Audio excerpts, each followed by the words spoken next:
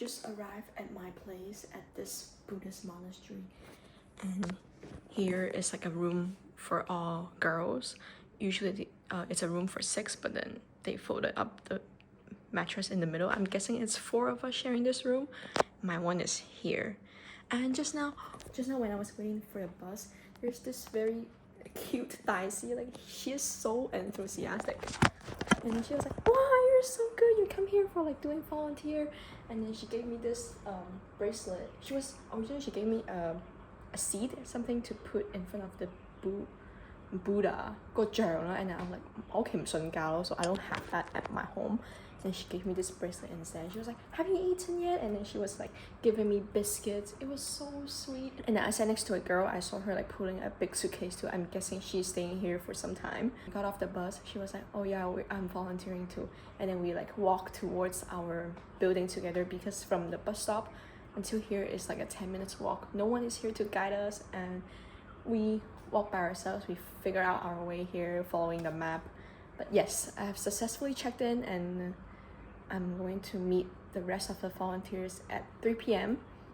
at the lobby in this building. This Buddhist monastery is huge. It's literally huge. 我覺得佢係成座山都係呢個 Buddhist monastery 咯. Not gonna lie. My mom was like checking my location. She was like, your place is huge. Yes, I wonder who are my roommates. I think my roommates are foreigners, like that doesn't speak Chinese. Yeah, because they do backpacking. I don't think Chinese does backpacking, or like Asian. Usually we have our suitcase. I have 2 hours to kill. It's only 1 p.m. now. I'm gonna rest, and I don't think there's Wi-Fi in this building too. I'm gonna figure this out.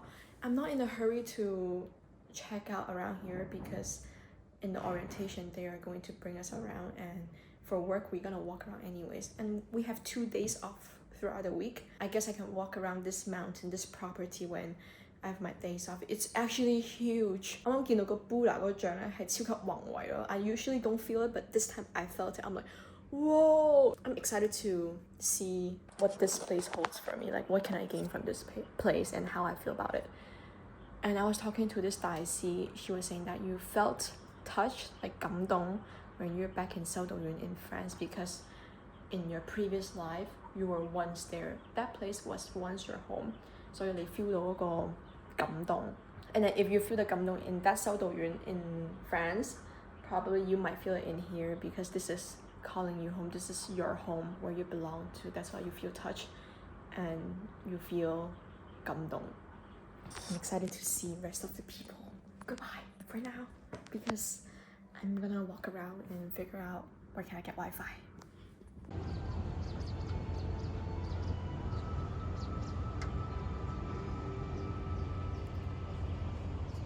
Can you believe this is just one part of where I live? This is the other side of the mountain. I live on that side. I walk like 30 minutes from here. It's my free day today, my first free day, and I'm walking here around, just visiting this Buddhist monastery. It's very good to walk because there isn't a lot of tourists right now. It's like 8 a.m. in the morning because we have breakfast at 6 a.m. today. It was like so early. Yes, but once in a lifetime experience. So far, I'm feeling good about this place. Everything is very routine and very on time. Everyone respects the rules, and the workload here is not that harsh. I'm still learning the rules and the etiquette here, especially for the formal dining, where, for example, yesterday lunch, I forgot to put the apple close to me, and that indicates that I don't want the apple, and they took my apple away. I couldn't ask for an extra one. Yeah. Here you go, my view right now, and this is entire Kaohsiung right there. It feels like 嗰啲皇上大地在我腳下 those type of feeling. But I'm not sure why they have like this elephant, 好似泰國啲大笨象. Yes, but it's a long way to go up there. 对啊，这个是最大。就是我们要去的最远。对，这个是最远，就是山的另外一边。这个是多少个塔？8个吗？还是6个？8个吧，8个。这个塔里面不知道那个塔能进去吗？诶，好像逛了这么久，一个游客还没看到，都是工作人员。还早，因为那个巴士它没有那么快。8点第一班车。我觉得应该是9点还有10点是 peak hour， 因为它那个时间段有2班车。It's like a 40 minutes bus ride from 高雄。哇 ！Eagle. Is it eagle? No, it's not eagle. It's seagull. 不是吧？那么大只？哎，对啊，它那个犀狗啊，那个嘴巴都没有那个下面。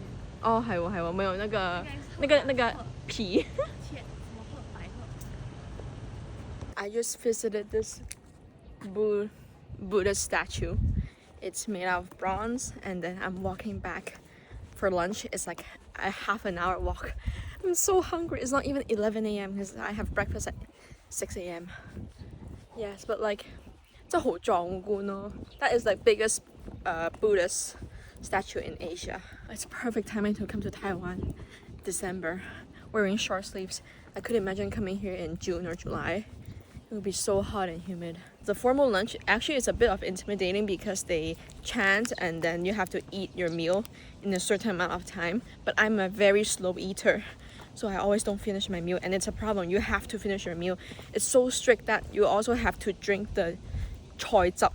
You know, when you stir fry the vegetable, there's like choy zup. You have to drink it. One of the master will come in front of you and tell you to drink it or like clean your plates. Yes, you have to eat everything from the plate. And the first day I came here, it was Monday, so I had orientation for basically the whole afternoon. Second day, it was yesterday, I did morning work. It was just housekeeping. I was doing housekeeping with another volunteer from Italy. And then today is Wednesday. I have my day off today. Yes, and then tomorrow I am serving in the dining for the first time, but I'm not serving at the formal dining, but at the second dining hall. Second dining hall is for those who missed the formal dining because they were doing a shift during that time. Then I serve them during the second dining. And tomorrow there's like a lot of class going on, like calligraphy class, Dharma class, Dharma word class, and I couldn't join because my school sent me an email that I have an enrollment during that time. It's okay. Enrollment is more important. I have to make sure I can enroll to a course. Then I don't have to retake my year 4, or else I have to extend 1 year again for my graduation, which is not worth it. 6 years of bachelor, that is insane. Could have completed master by 6 years. My plan for the rest of today is to have lunch and then go back and take a nap, siesta. I've been waking up too early every day, and now I get headache around like half day. I need to sleep. Also, I haven't been sleeping well. I haven't slept through the night for 3 days.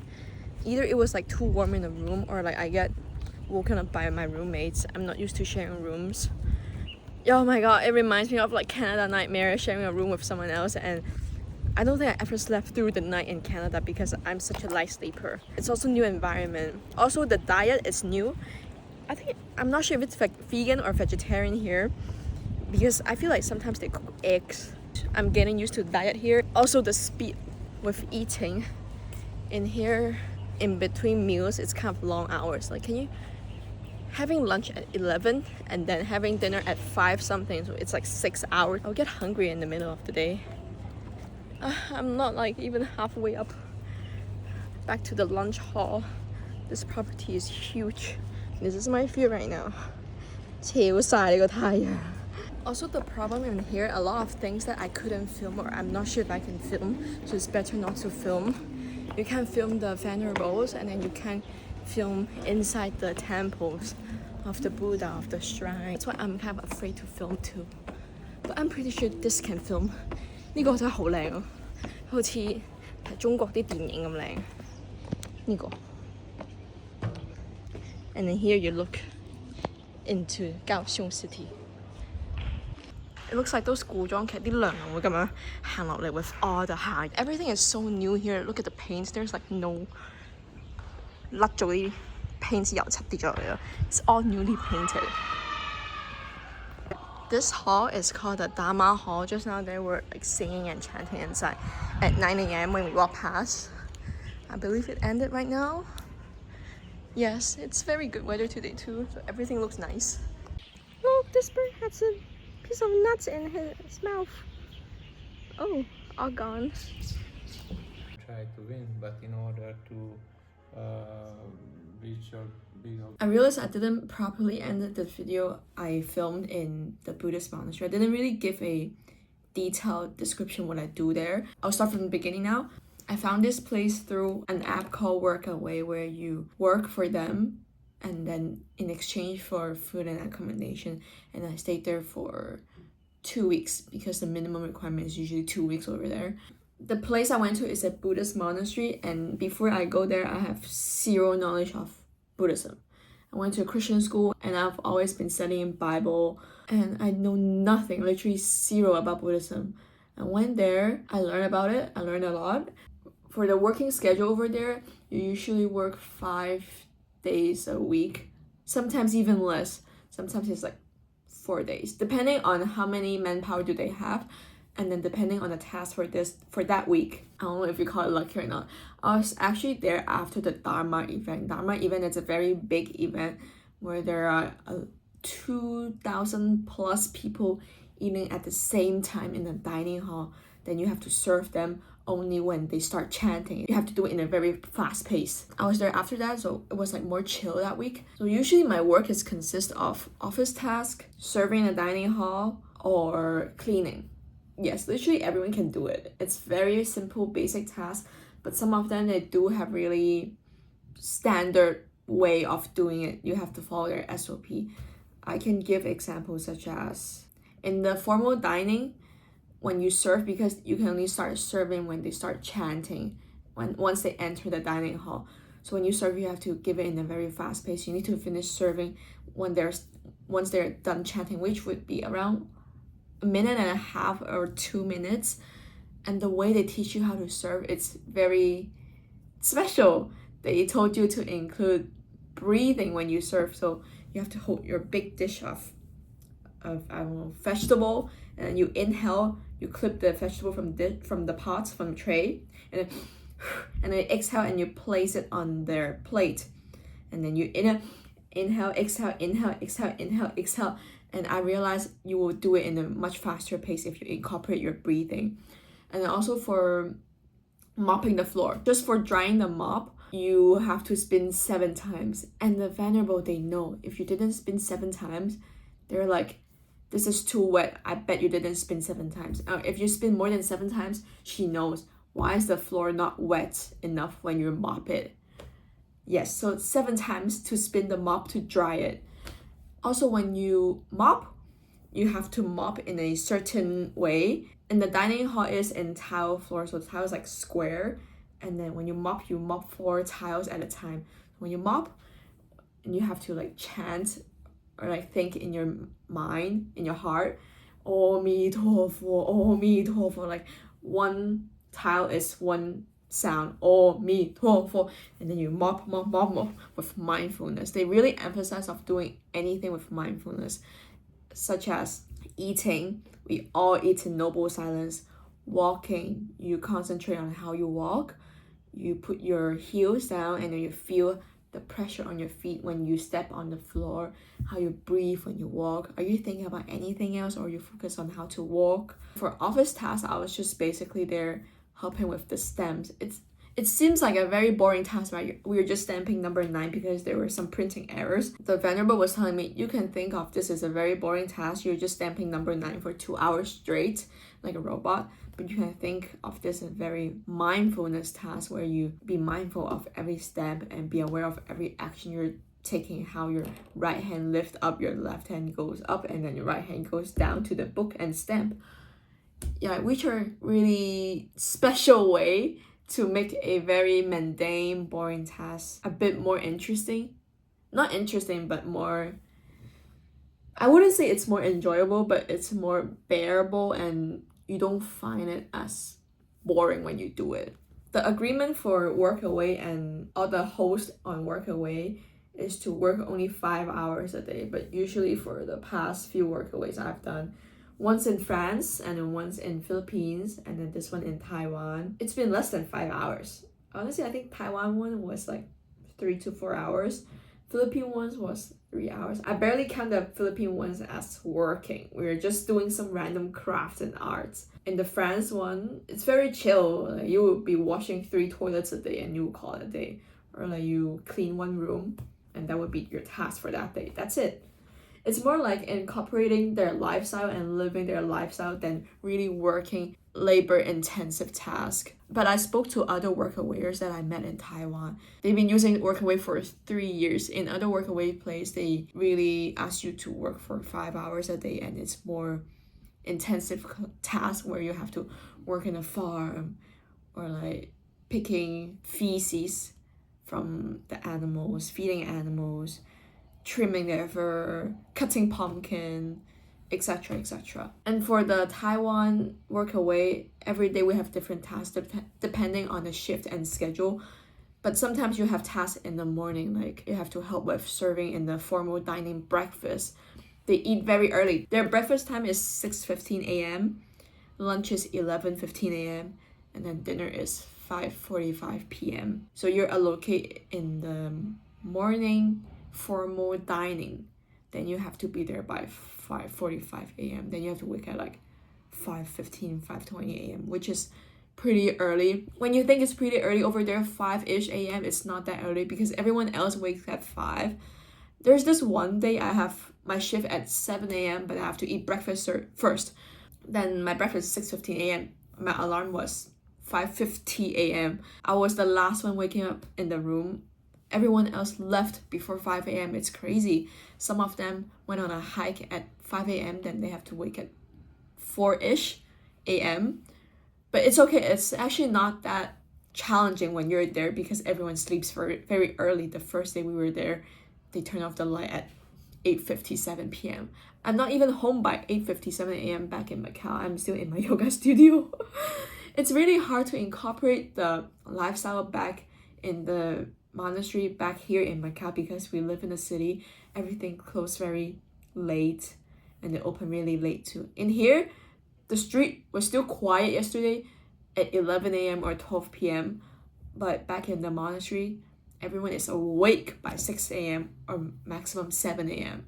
You have shift during the day. Sometimes it's like continuous shift for like 2 to 3 hours and you're done. But sometimes you have this shift in the morning, 6 a.m. for 1.5, 2 hours, and then your next shift is in the lunchtime for another 1.5 to 2 hours. Like shifts can be separated or can be together.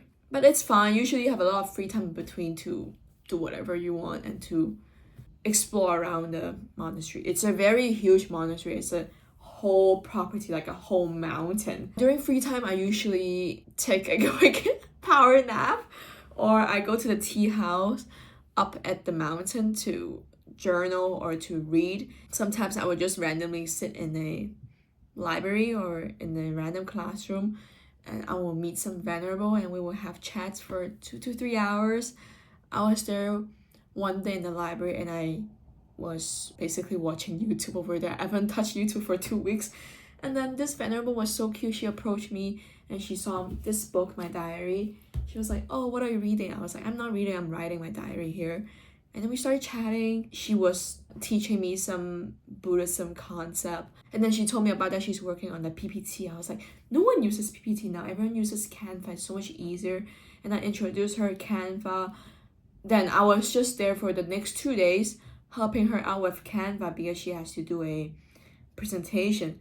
But this venerable is like 70-something years old. When you thought of venerable, they don't work, they just do their meditation and they just eat and they just chill. No! The Fashi, they are one of the most hardworking people there. They basically work 24/7. They don't get days off. They have no holiday, basically. Yeah, and then this venerable is like 70-something years old. She's a librarian. She talks with people whoever comes to the library. She recommends books for them. And then she also have to submit book report. And then she have to do PPT for some people that they have connections with. For example, the PPT or like the flow chart I was helping her to do in Canva was for a group of people that is about to graduate and they're kind of finding their life journey. What do they want to do with their life? but it's incorporated into Buddhism concept. There's this venerable I met in the dining hall. She works basically every day too. I asked, I don't see you off.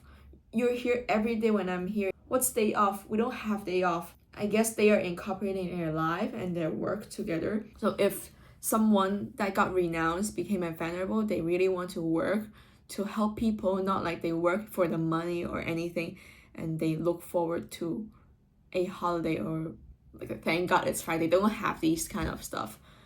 Yeah, they incorporate lifestyle and work together. They live there and they work there. For the first week of free time, I was also exploring around the property, as you saw from the previous clip, from where I live to the Buddha Museum, which is a 30 minutes walk. It's insane.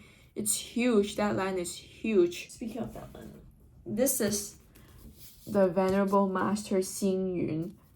He created this place. This is a place around 40 to 50 minutes bus ride from Zhuoying Station in Kaohsiung. Originally, it's a empty space, empty land with a lot of bamboo, and it was sold by a Vietnamese couple, which they don't want this piece of land. When Venerable Master Xing Yun got this piece of land, everyone was saying that you're crazy, like no one's gonna come here. This land is so far away from the city. He said something along the lines like, it's okay if no one comes, as long as Buddha came here. And then this land just became more popular. He built college, he built hotel because he realized people come here, they want to stay overnight. And then he built restaurant because if you stay overnight, you need food to eat. And then he built more temples. And then it slowly became a whole property across the mountain. They started with this tiny building on the property because they are lacking finance. And then Venerable Master Xing Yun, his initial wish, like 佢最希望 from the bottom of his heart was to help poor people, but his way of helping poor people, instead of donating money to charity or going to places with really poor environment, his concept, his idea was to help the poor by providing education. That's why they provide free education in that Buddhist monastery. The college, the school, the teaching, the classes, they're all free. And also get a chance to experience it, and I will maybe share it in another video, which is another experience. It's different from volunteering in there. They also have 5 universities across the world. In Taiwan, there's 2, I think, Philippines, US, and Australia. And one day during this free time, which was back in Christmas, we don't celebrate Christmas over there, but they have this event. It's called When Buddha Meets the God, where people, they bring their Buddha statue from home and they gather at this Buddha museum. There's like thousands and thousands of people there for a parade. It's very breathtaking. For one of the formal dining lunch, I had this chance where I get to eat with 2,000 plus people in the dining hall where we eat in noble silence, because they were having this annual meeting for this Buddhist monastery.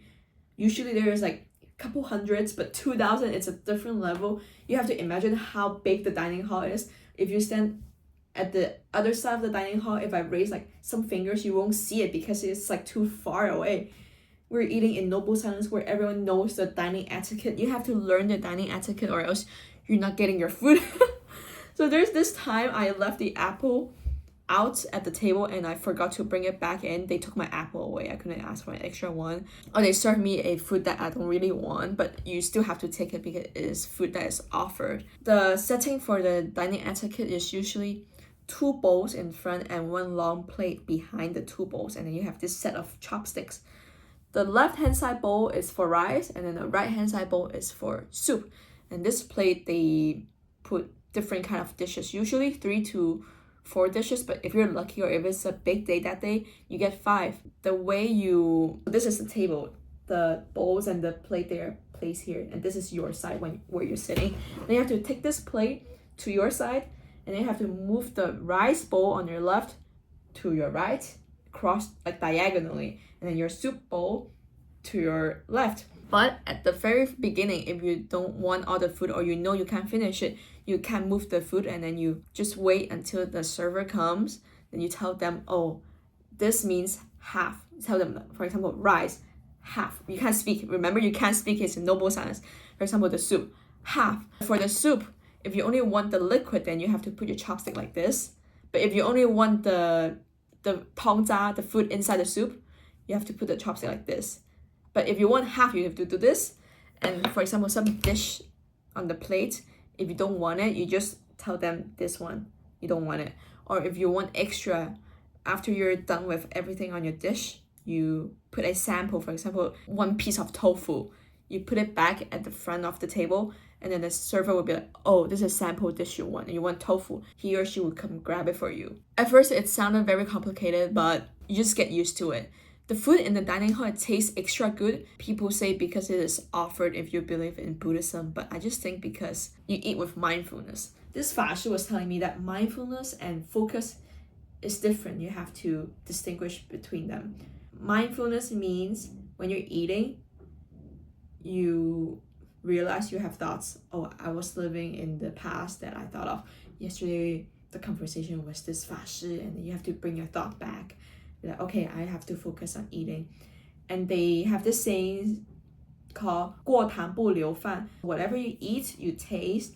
Once you leave the dining hall, it's there. You don't think about it. You don't think about, this tofu is so good, I want to eat it again. Then you'll have an attachment to this food. So they eat usually just to feel energy for their body, and they leave the room. They don't think about the food after they leave the room, which is kind of hard for me. I am a foodie. I love food. Oh, speaking of food, this is actually my first time eating vegetarian meal for 2 weeks straight. I've been like eating vegetarian like here and there for maybe 1 day, 2 days. I didn't purposely choose to eat vegetarian food, but for example, this meal, sometimes you just don't have meat, then it's fine, and I wouldn't even think about it. Or I think maximum I had like 2 days eating vegan food back in France. There's this problem with vegetarian meals where a lot of the things they create from beans, and beans, they make your stomach really bloated and gassy. So there's this one time after the dinner, I was so bloated, I feel so sick. I was walking around the property for half an hour, and I came back to the room. I thought I was the only one feeling sick, and then my roommate was feeling sick too, and then we both felt really bloated. I'm not sure if I'm intaking enough of calories because I've always been craving some kind of sweets when I'm there. Throughout the day, I just want something sweet to munch on. Maybe I just don't have enough food, because during the formal dining, they also timed the eating time. So I think we each get 20 minutes to eat. You chant, and then they serve food, and then you start eating in noble silence for 20 minutes. And then after you're done, everyone chants again. So once they're chanting, you should be finishing your food. But if you didn't finish your food, it's still okay. You could still eat when they chant. You know, you feel the pressure. Everyone is chanting. They're about to leave, and you're like, gulu, gulu, gulu, your food. I remember the first week I was having so much trouble to finish my food on time because I'm a very slow eater. And I think as time passed by, I got used to the eating pace. Honestly, I don't think it is even healthy to eat that fast. I barely chew my food. Sometimes I feel like my food is still here because I barely chewed it. I ordered 卤肉饭 when I was in the airport back to Macau. It was a problem too when I came back. My mom made 肉餅飯, and the 肉餅, the pork tastes very, very animal-y to me. Also the beef. But chicken is fine. Chicken, it's okay. Fish also tastes a bit fishy, but I could still accept it. It's just, I need some time to adjust back to pork and beef. Would I ever go vegan or vegetarian? Maybe not now. I have to maybe do some more research on how to balance my diet, my intake calories, or how do I get more calcium? How do I get more magnesium from certain type of food? And also being a vegan or vegetarian here, it's not impossible. It is always possible, but you just have limited of choices of food in Macau when you go out to eat with friends. Our cuisine, in Guangdong cuisine, we are based on the freshness of the meat, of the fish. So if you don't eat animal, it's very hard to eat good food in here, especially for hot pot or some steamed fish. They don't really have dress code, but you can't show too much. Everything just have to be covered. You can't show. There's this one time I was wearing this pair of pants. It's a bit translucent. You can kind of see my underwear, and I was so scared I got told because one of my roommates, she said she got told off by some random people in the dining hall when she was working there. And I just never wear that pair of pants ever again. Honestly, I had so much fun over there. I met different kind of people. My roommate is British, Singaporean, and from Belgium. And then I got friends from Indonesia, Malaysia, Italy, France, Taiwan, Australian. I met a lot of people over there. I just love it how there's this mix of culture, because I'm also an international volunteer. They place me in a room with other international volunteers. If you're from Taiwan, you will be placed in the local volunteers. I think we all have different tasks. The local volunteers, the tasks they do, I feel like it's more advanced. They are in the Buddha Museum explaining the history or like the story about Buddha, and I'm just there, cleaning, sweeping, mopping, or like serving the food. Something that is more labor than speaking. But it's funny how I came back from Taiwan, a place without time zone difference, but I came back with a jet lag. I was so sleepy by 10 p.m. the day when I came back, and I naturally wake at 5 a.m., 6 a.m. for 2 or 3 days. But now, my body clock is back to a city life girl, waking up at 9 a.m., 10 a.m., sleeping at 1 a.m., 2 a.m. It's a problem right here. It's kind of late, 1 a.m., 2 a.m.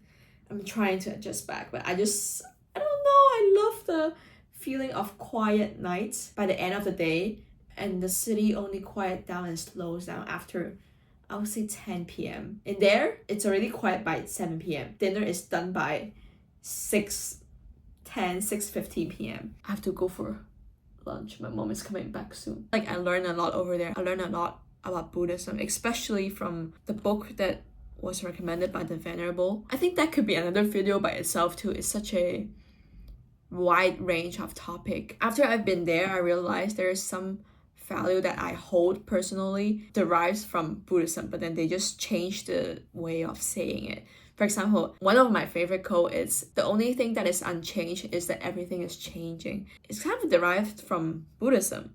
There's this word called impermanence, which is everything is constantly changing. This is one of them that I could think of right now. Nonetheless, I really loved the experience over there. I learned a lot and I grew a lot as a person. Also in there, I felt like I went into a liminal space where I barely use my phone. I really focus on the present moment. Even when I have free time, I would choose to pick up a book or choose to chat with Venerable than using my phone. And I also deleted Instagram over there. Actually, I deleted my Instagram a week before departing, and I came back for about a week. I didn't even use Instagram on my phone. I have it on laptop because my friends, they do gathering and they text on Instagram where I still have to reply, but I reply like my emails on my laptop. I don't have it on my phone because I find myself doom scrolling for an hour or two. I could have spent that hour or two very wisely reading some extra books or just feed my mind with something more knowledgeable. That's what I can say. Alright, I gotta go cook lunch now. I think I've basically covered majority part of my experience over there in the Buddhist monastery, but in a very brief way. And we each have different stories when we're there, even though we're experiencing the same thing. So my experience couldn't say for other one's experience, if you get what I mean. Bro, this sentence is not even sentencing. Anyways, goodbye.